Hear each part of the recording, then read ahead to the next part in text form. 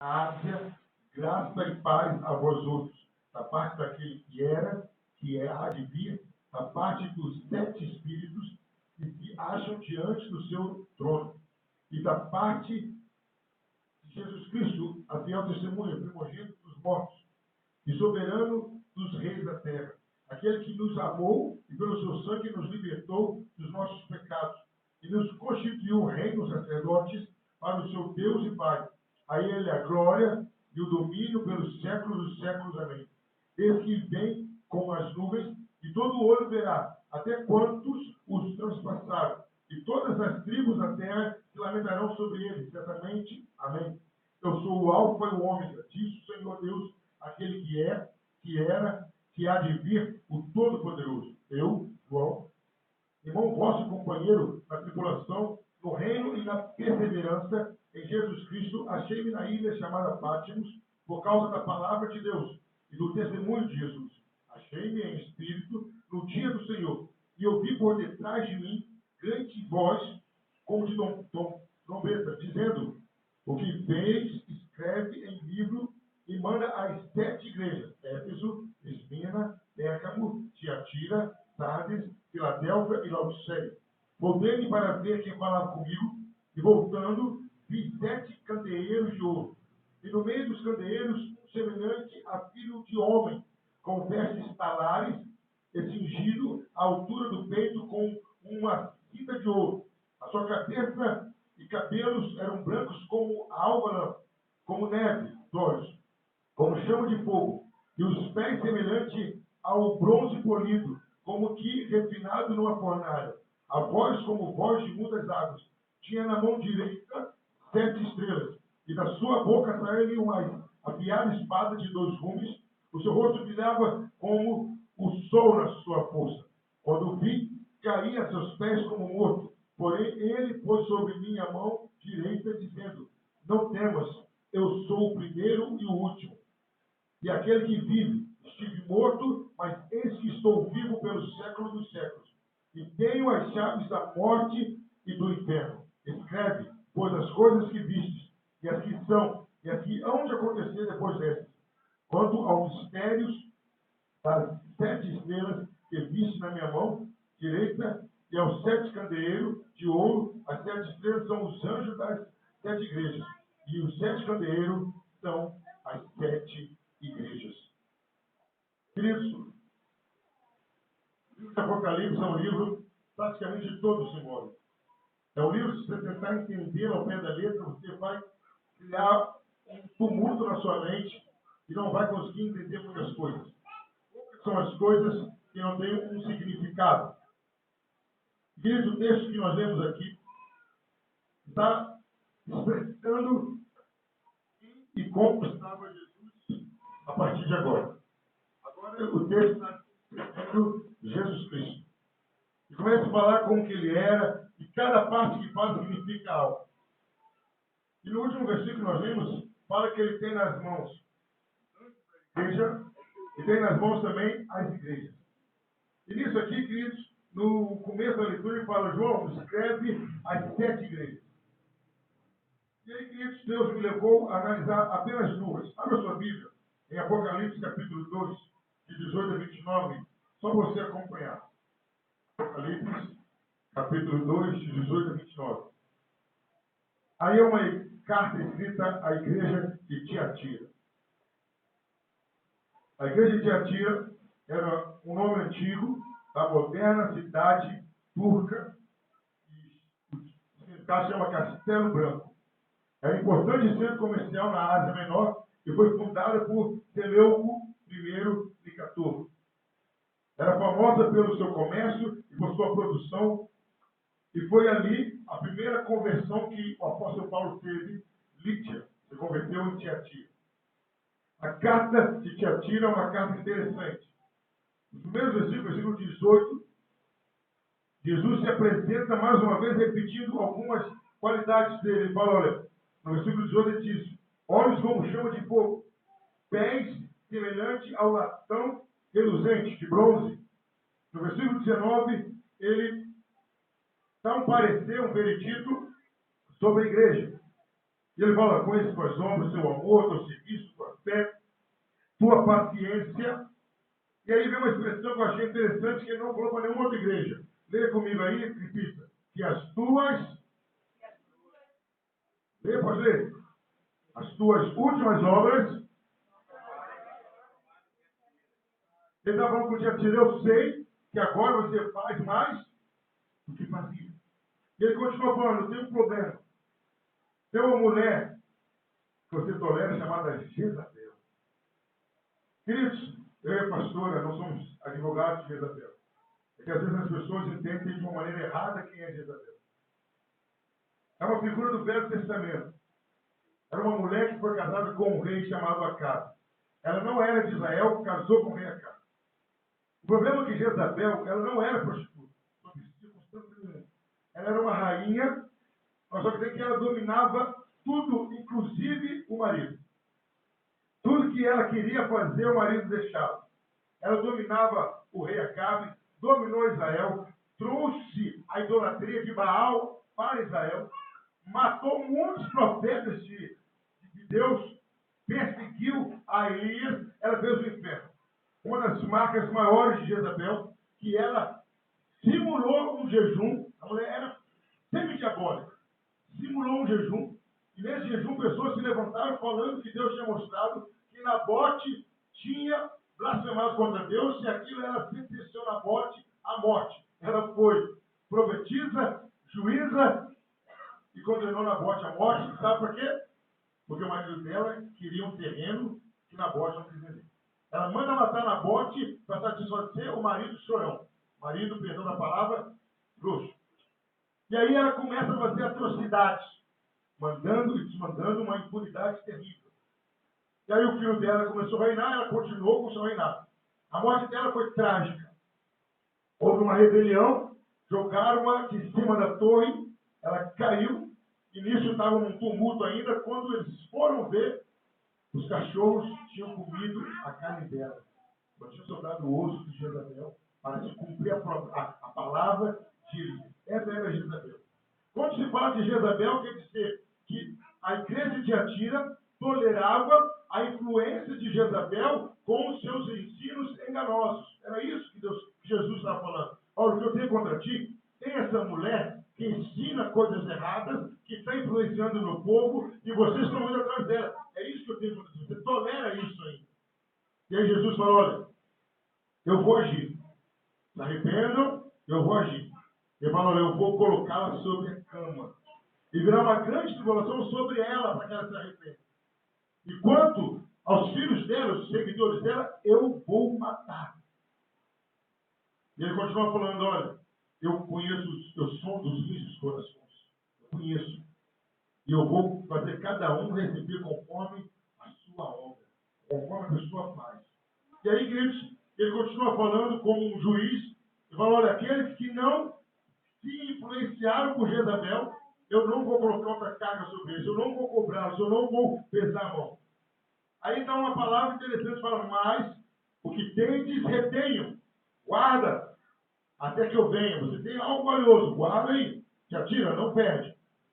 E ele fala, ao que vencer, eu darei poder sobre as nações. Eu farei eles dominarem sobre os reinos. E vem uma expressão, queridos, interessante, no versículo 28. Lê aí para mim alguém. E dar-lhe-ei. Queridos, quando cheguei aí, o Espírito Paulo, o Espírito Tomé, evangelista, missionário mesmo, porque lá em Isaías 14, 12, esse título de estrela da manhã é dado a um rei Tiro que estava sendo representado por Satanás. Mas aí Jesus é chamado da brilhante estrela da manhã. Só vai dar estrela da manhã. Aí, querido, sabe o que eu descobri? Você sabe também? O nome Lúcifer não existe na Bíblia. O nome Lúcifer não existe na Bíblia. Lúcifer foi um líder de uma família que se levantou contra a Igreja Católica na época. Séculos atrás. Aí o Papa instituiu que um dos nomes de Satanás era Lúcifer. A pessoa começou a odiar Lúcifer. A palavra Lúcifer quer dizer o que conduz luz, o que dá entendimento. E aí, queridos, Satanás, anjo de luz. Ele era responsável para dar entendimento. Era essa a função de Satanás no céu, quando ele era anjo de luz. Tanto é que, qual é a prioridade dele, qual é a primazia dele? Enganar as pessoas. Falando isso na escola dominical. Qual o grande problema que as pessoas não se convertem? 2 Coríntios 4:4, porque o Deus desse século cegou o entendimento. Então, Satanás tem um poder fantástico de enganar as pessoas. Ele confunde as pessoas. Ele engana as pessoas. Aqui que é dar a estrela da manhã.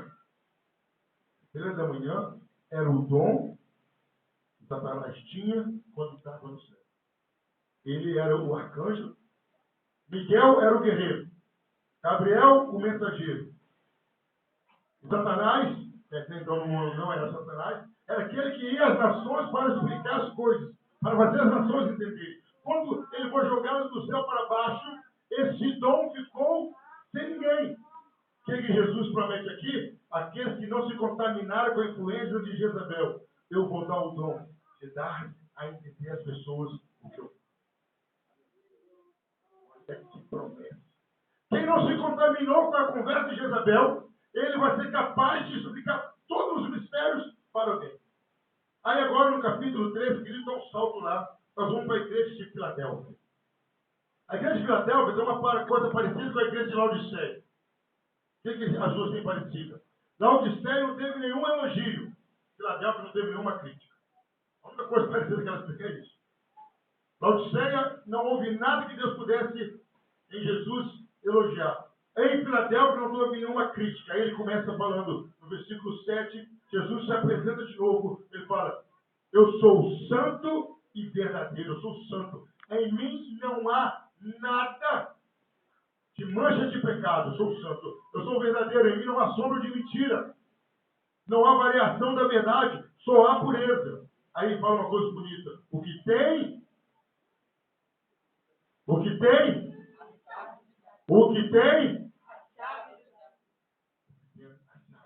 autoridade para abrir e fechar. O diabo é tão sujo, queridos. O que ele ensina aí no mundo? Que tem um espírito chamado tranca-rua. Aí alguém vai daqui, ó, orar para o tranca-rua, a pessoa só não para com isso. Quem tem a chave das portas é Jesus. Quem fecha e abre porta é Jesus. Para com essa história de Satanás. Satanás quer ser adorado dentro da igreja e está sendo adorado dentro da igreja. E ele, Jesus está falando, eu sou o que tem a chave de Davi. O que eu abro, ninguém fecha. O que eu fecho, ninguém abre. Quem que tranca a rua vai ter na vida de alguém? Não vai ter nada. É Jesus. Aí ele diz ainda o quê? Quando ele se apresenta no capítulo 1 que nós lemos, ele fala, eu tenho a chave da morte e do inferno. Jesus está falando que eu tenho autoridade na terra e tenho autoridade no inferno. Esse é o Jesus. Aí ele continua falando a Filadélfia. Aí vem uma coisa bonita no versículo 8. Conheça as tuas obras. Esse que diante de ti pus uma porta aberta e que ninguém, tendo pouca força, você tem pouca força, mas não negaste meu nome. Filadélfia, você está passando uma situação difícil, suas limitações são grandes, mas você não nega meu nome. Está engatinhando a asa, mas não nega meu nome. Aí ele fala no versículo 9, ele fala, olha, aquele pessoal da sinagoga de Satanás, que diz que são judeus e não são, eu os farei se prostrarem e adorarem aos seus pés. Aquelas pessoas que julgavam Filadélfia, talvez seja até pela pouca força que ela tinha, talvez era uma igrejinha, uma igreja pequena, e falou, olha, aqueles que te condenam, que te apontam, vão ter que se prostrar aos seus pés. Aí agora ele fala uma expressão de novo, interessante, fala, olha, como guardaste a palavra da minha paciência, também te guardarei da hora da tentação. Jesus fala, vai vir uma tentação aí, e praticamente todo mundo vai cair, todo mundo vai ceder essa tentação. A você, Filadélfia, não vai ser alcançado por essa tentação. Aí depois ele fala, olha, guarda o que tens, para que ninguém tome a tua coroa. Lá, a igreja de Tiatira também falou, receba o que tem. Mas retém no sentido de protege. Aqui não é igual. O que você tem, se necessário, luta, mas não deixe ninguém tomar de você. Luta, não deixe ninguém tomar de você. E ele faz uma promessa. Ao quem vencer, eu falei coluna, no tempo do meu Deus, que você nunca mais consegue. Sobre ele colocará o nome do meu Deus, marca registrada. O nome da cidade do meu Deus, deu o nome novo. Queridos, diante disso, eu quero estar trazendo um sermão com o tema Jesus, o Senhor das igrejas. Repita comigo. Jesus, o Senhor das igrejas. Senhor das igrejas. E aí, querido, eu quero falar sobre Jesus um pouco. Não que vocês não conheçam, não que vocês não saibam quem é. Mas eu quero falar como que Jesus se manifesta se tratando de igreja. E, querido, só para refrescar a sua memória e a minha memória. Quem é a igreja hoje? Fala, eu sou a igreja. Eu sou a igreja. Mas levante sua mão e fala bem alto. Eu sou a igreja. Eu sou a igreja. Alguém que você fala isso com um sorriso, sabe por quê? Jesus te comprou, estava lá no inferno. A essa hora, se não fosse Jesus, você estava chegando bêbado em casa e com a sua mulher esperando você com macarrão, aquele rolo de macarrão para bater na sua cabeça. Se não fosse Jesus, perdão da expressão, o senhor aí estava todo branco. Tanta porcaria que você tinha colocado no nariz. Amanhã você ia trabalhar com a cabeça desse tamanho. Então fala, eu sou a igreja. Eu sou a igreja. Dá uma salva de palmas a Jesus aí.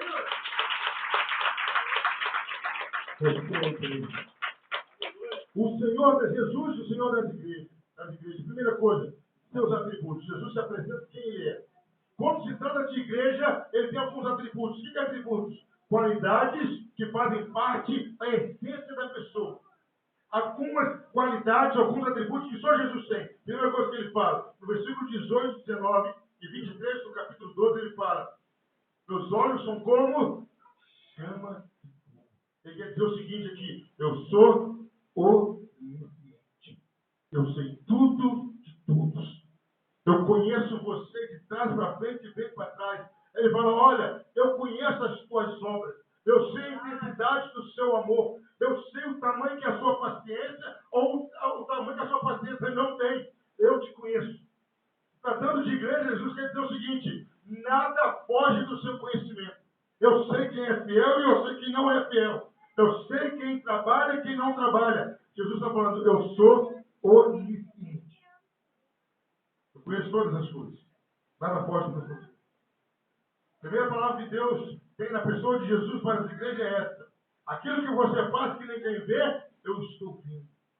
E aquilo que você deveria fazer e não faz, eu também estou vendo. Eu conheço a retribuição que você está me dando. Eu conheço os seus pensamentos. Eu conheço as suas orações. Eu conheço o seu sofrimento. Eu conheço. Jesus, o Senhor das igrejas, é o Deus onipotente, onisciente. É o Deus que conhece todas as coisas. Deus sabe cada oração que você já fez nessa semana que acabou. Deus sabe todas as vezes que você não orou. Deus sabe todas as vezes que você reconheceu o que ele fez na sua vida. Em termos de igreja, Jesus é onisciente. Aí chegou no ponto, no versículo 18, que ele fala assim: eu tenho os pés reluzentes como bronze, como o cobre. Eu pesquisei, estudei. A ideia, queridos, que o cobre ou o bronze, eles têm uma estabilidade química. E eles polidos ficam mais puros ainda. Aqui ele está falando o seguinte: eu sou justo. Eu sou a justiça. Jesus está falando, eu tenho condições de julgar as pessoas. Primeiro ele fala, eu te conheço. Por que você não aceita ninguém te julgar? Porque ninguém conhece. Aí Jesus já começa falando para as igrejas, eu te conheço. Eu sei até onde vai o seu cristianismo. Eu sei como que está a pureza do seu coração. Eu sei como está a sua devoção. Eu sei realmente em que grau que está a sua intimidade comigo. Eu te conheço. Nada do que você faz ou representa significa para mim. Eu conheço. Tem uma parte que ele fala, eu sou o Deus que sonda os rins e o coração. Eu conheço você. Eu conheço. E aí, o segundo atributo é que Jesus é justo. Ele julga a pessoa porque ele tem essa habilidade e porque ele conhece o que ele está fazendo diante da igreja. Ele é o Deus que é justo. Ele está dizendo o seguinte, olha, a quem tem que retribuir, vou retribuir. A quem eu tiver que cobrar, eu vou cobrar, porque eu sou justo. Eu não vou deixar o inocente passar pelo culpado, nem o culpado pelo inocente. Eu sou justo. No versículo 7, do capítulo 3, ele fala, eu sou santo. Eu sou puro. Não há sujeira em mim. Eu sou totalmente livre do pecado. Eu sou santo e por ser santo, a igreja tem que ser santa. A igreja tem que fugir do pecado. Porque eu sou o Senhor das igrejas. Eu sou onisciente, eu sou justo, eu sou santo. Ele fala, eu sou verdadeiro. Não há mentira nos meus lábios. Não há mentira no que eu falo, não há mentira no meu convívio. Para conviver comigo é só verdade. E o último atributo que Jesus mostra aqui, ele fala, eu tenho a chave de Davi. Eu tenho a chave do inferno, eu tenho a chave da morte. Ele está falando, eu sou o Todo-Poderoso. Jesus como Senhor das igrejas. Primeiro atributo, onisciente. Segundo atributo, justo. Terceiro atributo, santo. Quarto atributo, verdadeiro. Quinto atributo, onipotente. E aí, querido, Jesus pega as duas igrejas e começa a fazer um veredito. Começa a dar um parecer. E ele pode fazer isso. Por que ele pode fazer isso, igreja? Porque ele já falou. Ele conhece a mim, ele conhece quem eu sou, ele conhece quem você é. Ele conhece o que você faz e o que eu sou. Ele conhece todo mundo. Então ele pode dar esse veredito. Aí ele começa a dar um parecer. No versículo 19, aquilo que eu chamei a atenção de vocês, ele fala, conheço as tuas obras, conheço o teu amor, conheço o teu serviço e sei que as suas últimas obras são mais que as primeiras. A igreja de Tiatira, queridos, por incrível que pareça, conseguiu crescer, conseguiu evoluir, conseguiu amadurecer. A igreja melhorou. Jesus está falando isso. Olha, Tiatira, parabéns. Você está fazendo mais do que fazia antes. Você está contribuindo mais do que contribuía antes. Tiatira, parabéns. Em todo esse problemático com Jezabel, você cresceu. Aí, queridos, no capítulo 10, versículo 8, ele fala sobre Filadélfia. Ele fala, conheço tuas obras e sei que tem pouca força. O que Jesus está falando agora para Filadélfia, ele fala, olha, eu sei que você tem limitações. Eu não vou te cobrar aquele que fala da sua força, se tem pouca força, e continua de pé. Parabéns, Filadélfia. Conheço que a sua força é pouca. Eu conheço isso. E aí ele fala para Tiatira, tem um problema. Você está tolerando Jezabel. Tiatira, você está deixando entrar doutrinas, modismo, crendices, superstições aqui dentro. Não quero isso. Você é uma igreja que está evoluindo. Não aceite pessoas de fora que estejam te influenciando. Falamos isso hoje com os adolescentes. Não aceite. O cristão não pode ser influenciado. O cristão tem que influenciar. Aleluia. E queridos, o que aconteceu com Tiatira acontece na minha vida e na sua vida. Quantas influências do mundo estão entrando na nossa vida? Quantas coisas do mundo estão fazendo parte? Querido, a gente encontra com alguém. Eu sou cristão, saí do culto. Ah, Jesus, gostei do culto. Amanhã eu encontro com uma pessoa ímpia ou que não foi no culto. O que ela fala, ela me deixa deprimido e o que eu falo não leva a pessoa errado, querido. Nós temos que influenciar e não ser influenciado. Diga isso para o seu irmão. Você, fala para ele, olha para ele e fala, você tem que influenciar. Não ser influenciado. Não pode ser crente chuchu. Essa semana a pastora falou, eu quero chuchu do Senhor. Paixão, vou fazer chuchu. Com o quê? Com nada, não tem graça. Chuchu com nada. Paixão, você não imagina você para colocar. Ele é bom, mas não tem dinheiro. Você chuchu pro outro dia. Se tiver algum acompanhamento, Cristo, nós não podemos ser como chuchu. Era isso que alguns de Tiatira estavam fazendo. Jezabel começou a passar uma ideia que não tem nada a ver, que tanto faz, vamos fazer isso, vamos fazer aquilo. Jezabel começou a dividir a atenção da igreja com Jesus. E Jesus falou, não aceito. O que vale na minha igreja é o que eu quero. Amém, igreja? Amém. Eu tenho falou, sede meus imitadores, como eu sou. Aí Jesus dá um veredito. Tiatira, para com isso. E, queridos, às vezes estamos esperando uma Jezabel, uma mulher que apareça na igreja, ensine doutrinas erradas. Pode acontecer isso. Mas, queridos, às vezes o seu irmão de igreja está tirando o seu fervor na igreja, você está. Às vezes o irmão está falando, mas você vai ficar hoje? Vai no culto hoje? Vai no ensino hoje? Vai. Às vezes tem pessoas do seu lado te influenciando negativamente, está aceitando. Jesus falou, quem influencia você sou eu. Você não pode ser influenciado por ninguém. Queridos, o que Jesus está falando hoje para a gente é toda manifestação de espírito de Jezabel. Uma mulher que persuade, uma mulher que influencia, uma mulher que domina, tem que sair da sua vida. Amém, igreja? Queridos, tem crente que é igual calça quando entra no mato. Fica todo grudado de carrapicho, não tem aquele bichinho? Onde o crente está passando, está pegando coisa, querido. Para com isso. Você que tem que transmitir luz e ser sal na terra. Amém, igreja? Amém. É isso que Jesus está falando. O veredito de Jesus é esse. Você tem pouca força, eu sei que você tem pouca força.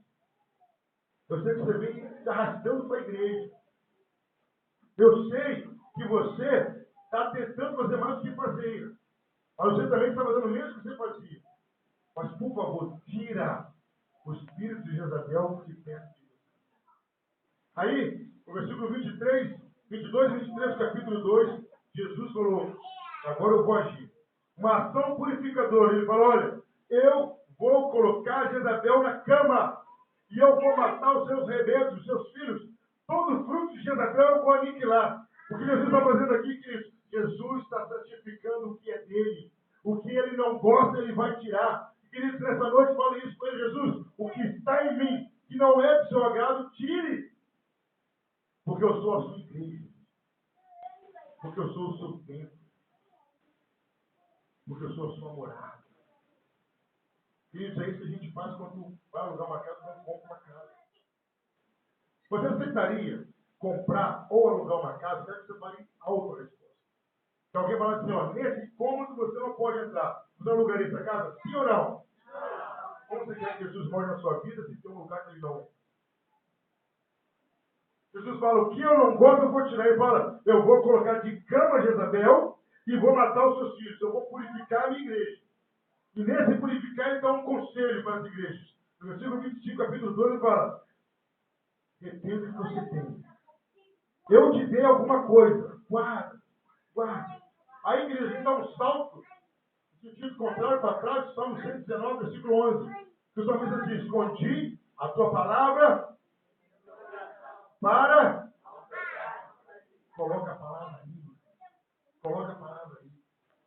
Diz que aconteceu, disse que é fato verídico, me contaram, que um crente teve problema psiquiátrico e foi levado para o hospício. Ele ficava com a Bíblia na mão.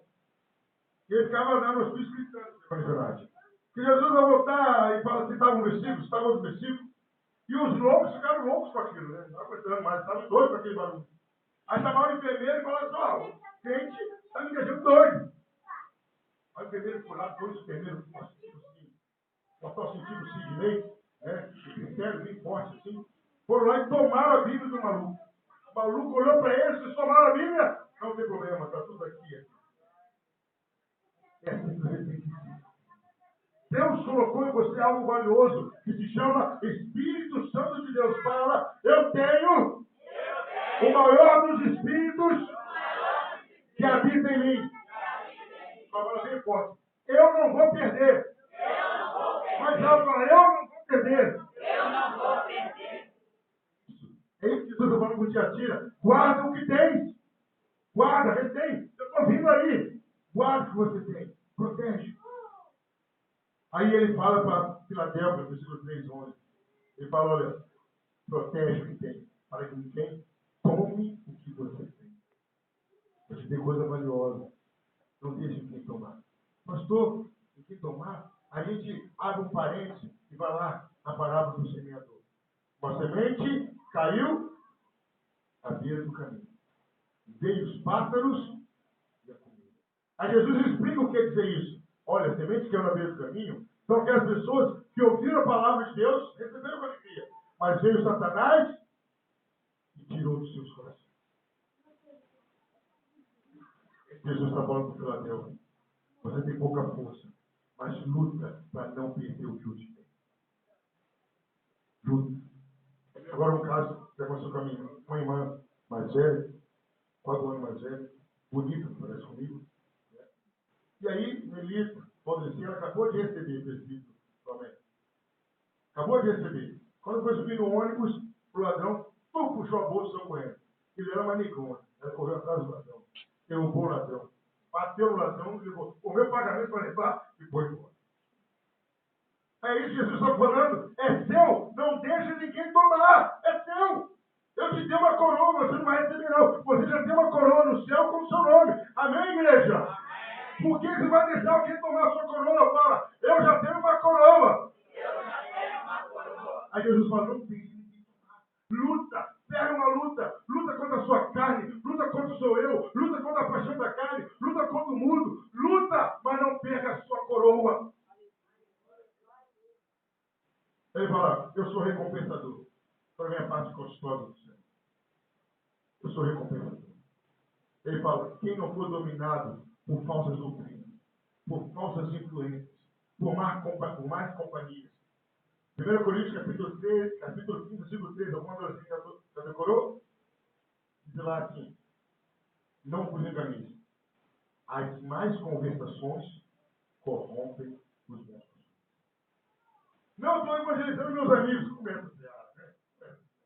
Eu conheço um homem que entrou numa caverna com 400 bandidos e saiu com 800 valentes, chamado Davi. Aí estava cheio do Espírito Santo. Se eu estiver cheio do Espírito Santo de Deus, aí é contigo com Deus. Mas aí, querido, ele fala, olha, a recompensa para que atira é o seguinte, quem não foi dominado pelas falsas doutrinas, será o dominador das nações. Amém, igreja?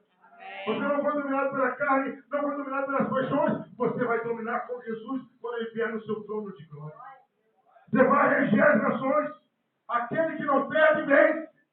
Você, lógico, não diz o seguinte, quando você não perder para a sua carne, você vai vencer com Jesus. Aí ele fala, quem não foi enganado por Jezabel, pelo espírito do mundo, quem não foi enganado por aquele irmãozinho que está fraquinho, quem não fosse aquele que recebe cedo, eu gosto muito de passar por isso, sabe? Eu falei, pastor, fulano de tal, mas ele está cheio de festa no coração. O presbítero Paulo já deve ter sido aqui. Ele está acertado por Satanás. Satanás é bom de mira. E quando ele joga uma seta em você, ele vai na sua mente e no seu coração. Não é. Ele joga de longe. Aí ele falou, vamos para o culto ontem. Vamos a benção. Ah, duvido. Ela não tem um monte, não. E aí, queridos, Jesus fala o seguinte, aqueles que não forem influenciados por Jezabel, eu vou dar a estrela da manhã. O que quer dizer isso, igreja? Eu vou dar um dom para você. E você vai entender os meus mistérios e vai explicar. Você quer ter esse dom de entendimento? Você quer entender a palavra? Não seja influenciado. Não deixe nada entrar na sua mente que não seja a palavra de Deus. O apóstolo Paulo, aos Filipenses 4, versículo 8, ele fala, olha, eu vou falar o que vocês devem pensar. O que deve ocupar o seu pensamento? Tudo que é bom, tudo que é agradável, tudo que louva a Deus. Isso deve encher o seu pensamento. Aí chega uma frase, eu quero ver se quando eu vier a falecer, não estou preocupado quando eu vou falecer, não. Eu quero falar, uma das frases que eu quero falar na minha vida é essa que o apóstolo Paulo falou. Tudo que viste e aprendeste em mim, isto fazer. Meu Deus e o Pai. Olha que o cara fala. Então, olha, Paulo está falando isso. Olhe para mim. Não é só pelo que eu falo, mas pelo que eu vivo. Viva como eu vivo, que Deus será com você. Você já pode dizer isso? Para o seu filho, para a sua esposa, para o seu esposo, para o seu vizinho.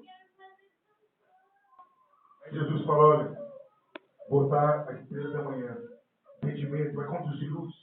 Capítulo 3, versículo 9, ele fala, aqueles Filadélfia que te julgaram, que pensavam que eram judeus e não eram, eu vou fazer eles se prostrarem e te adorarem. Jesus está falando, eu vou honrar aqueles que se querem.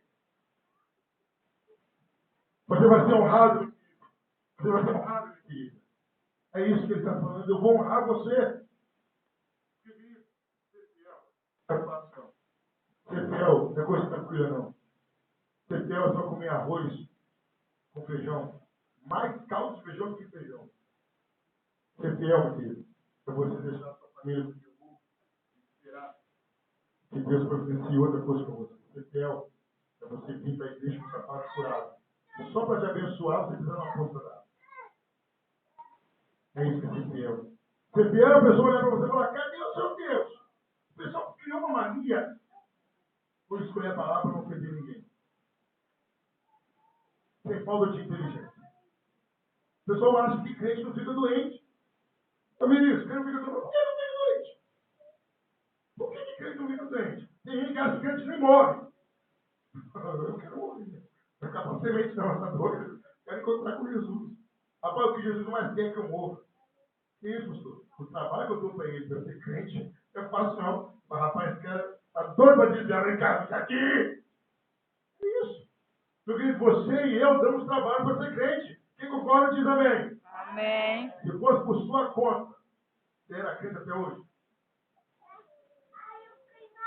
Se fosse eu e o Pablo, o Nelito, o Pia, já estava com o cordão de prata, óculos escuros, posando com o peito. A pastora estava com um chapeuzinho. Agora não é mais uma Codex, né? Ele é aquela. Ai, isso é aquela cantora. Beyoncé, que é que pintou a cabelo de loiro. Ela, Silvia, Neide, Vânia, tudo de Beyoncé. A igreja está vazia. Mas Jesus estava uma luta por você dia e noite. Amém, igreja? Satanás fala, Senhor, que o Valdeci falou, ele está com a marca do cordeiro, não tem como, ele está marcado, não tem jeito. E aquele manquinho, só um manquinho, ele levou um manquinho, mas não tem jeito. Aquela perna manca para não esquecer de mim. Não tem jeito. E o Moacir, nossa, ele é pequenininho, mas ele mora no coração. Está marcado com o sangue do cordeiro. É isso, queridos. Seremos honrados. Aí, Paulo, virá um momento de tentação. Querido, sabe por que você e eu não caímos? Vou ser sincero para você. Mais ainda. O diabo preparou um laço para você que era mais alto do que laço. Se Jesus deixasse, você já tinha caído. Você brigou com o seu marido, o diabo falou assim: vou preparar um homem forte, atlético, time pastor Camargo. E vou mandar para seduzir aquela varoa. Jesus fala: tô vendo. Ele nem vai chegar lá, mano. Aí o marido brigou com a mulher e falou: vou preparar aquela caprichada. Não vai nem chegar perto dele. Queridos, tiveram tentações bem boladas contra a gente, verdadeiras armadilhas, que Jesus não deixou chegar perto da gente. Porque se chegasse, a gente caía e não mais ia se levantar. Aquele dia eu não tinha nem dinheiro para andar de R$1 no ônibus. Já falou assim: você aquela proposta. Aquela proposta.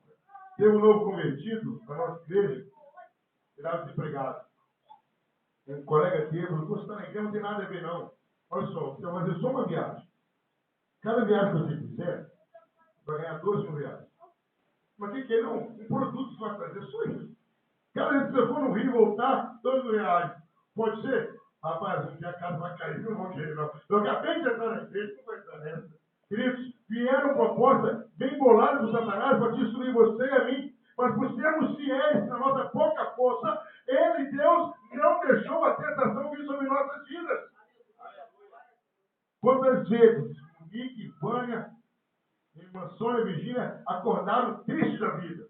Já você agora. Vou levar aquele banquete para ela. Para ela não. Não vai chegar para ela não. É isso, querido. Fomos preservados de uma tentação maior. Porque Jesus sabia o que diz na Bíblia. Nunca virá uma tentação que não podeis. Ele não deixa. Ele não deixa. A promessa, no versículo 12, capítulo 3, diz: eu farei deles colunas. Quem Jesus está falando? Olha, quem continuar fiel vai virar coluna. Queridos, ao analisar, o que é coluna? Precisamos entender de construção civil. Temos aqui 4 colunas ou 6 colunas. Se tirar a coluna, a igreja vai cair. Porque Jesus está falando o seguinte: que eu e você seremos tão fundamentais que nunca mais sairemos da igreja. Amém?